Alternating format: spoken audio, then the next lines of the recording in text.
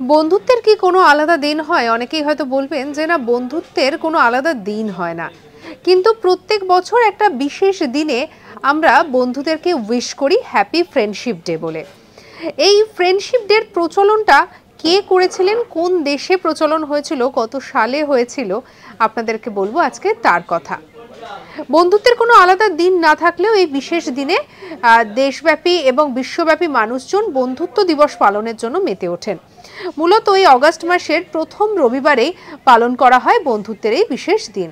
আর এবছর অর্থাৎ 2024 সালে এই 4 তারিখ হচ্ছে এই বন্ধুত্বের বিশেষ দিন, অর্থাৎ ফ্রেন্ডশিপ ডে পড়েছে 2024 সালের 4 অগস্ট। এবারে আপনাদেরকে বলি যে কে প্রথমবার এটার প্রস্তাবনা করেছিলেন।